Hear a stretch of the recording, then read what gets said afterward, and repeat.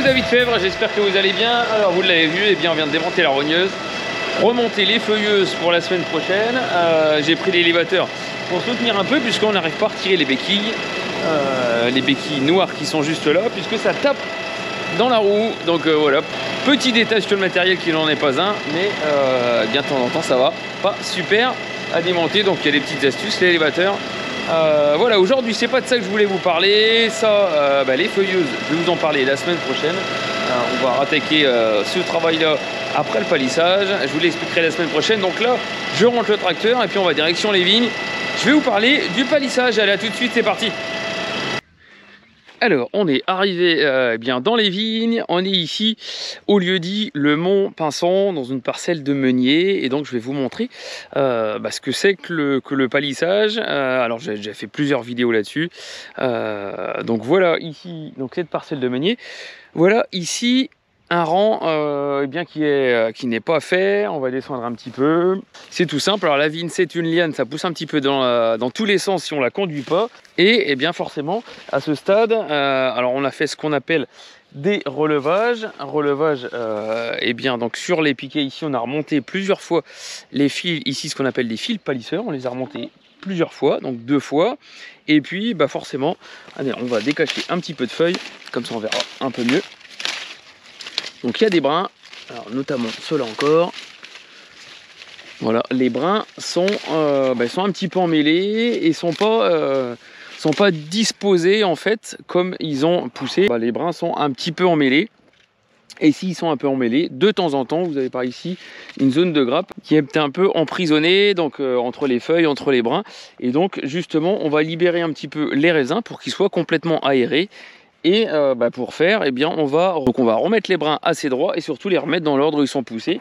Et comme ça, les raisins vont être parfaitement aérés, parfaitement à leur place et surtout pas emmêlés dans les paquets de feuilles et puis les paquets de brins, tout simplement. Donc on va aller voir un rang à côté qui est complètement terminé. Donc voilà ce que ça donne une fois terminé. Donc on voit en plus, donc moi j'ai passé la rogneuse hier. Donc la rogneuse, c'est l'appareil que je viens de retirer, bien au carré. Vous l'avez vu la semaine dernière, ce que c'est que la rogneuse. Donc quand c'est bien au carré comme ça, effectivement c'est très très propre. Et on va descendre sur un rang de vigne qui est donc bien terminé pour que vous puissiez comprendre. Voilà, donc on est ici, on va retirer volontairement les feuilles. Hop. Surtout le rang de vigne. Voilà, donc vous avez, donc c'est une opération qui se fait à la main. Je reviendrai la semaine prochaine avec l'équipe de Jones qu'on a en ce moment à la maison. Donc vous voyez, tous les brins sont bien positionnés à la verticale pour avoir ici des grappes qui soient parfaitement aérées, bien exposées et surtout pas emmêlées dans le feuillage pour que d'ici les vendanges, ils ne soient pas enfermé et qu'il n'y ait pas d'humidité, pas trop d'humidité pour justement éviter un maximum de botrytis. Donc le botrytis, c'est la pourriture. Donc voilà, c'est une opération assez longue sur toute l'exploitation. On est 17-18 jours. Donc voilà, c'est un gros travail mais qui est hyper important. Donc on est en train de le terminer, encore deux petites journées.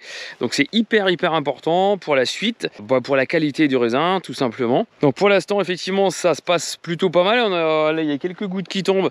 On a une semaine un petit peu chaotique avec quelques millimètres, mais rien à voir avec les dernières et surtout rien à voir avec ce qu'on subit le vignoble du Bordelais. Il y a eu le Pic Saint-Loup dans la semaine, beaucoup d'eau à Gevrey-Chambertin. Enfin voilà, on a l'impression de subir des aléas climatiques. C'est plus des aléas climatiques, c'est la normalité mais qui est assez violente. Donc jusqu'ici ça va plutôt bien, mais on est à l'abri de rien, il n'y a vraiment pas de malin. Ça peut nous tomber également sur le coin du museau, comme on dit. Content que l'année se passe bien par rapport à l'année dernière. Raison gardée, on sait forcément qu'il peut se passer plein de choses. Il y a encore 2 mois et demi avant les vendanges. Donc effectivement pour l'instant l'année se passe bien, affaire à suivre. Donc voilà, je voulais vous montrer en tout cas cette étape du palissage et le rendu final. C'est une étape où j'attache beaucoup d'importance pour que ça soit vraiment nickel, pour avoir dans le pressoir des raisins qui soient vraiment de qualité, vraiment très beaux. Donc voilà, on espère aujourd'hui que ce potentiel de raisin, et vous le voyez, on a des raisins qui se développent très vite. Vous le voyez, il y a 15 jours on était presque en fleurs.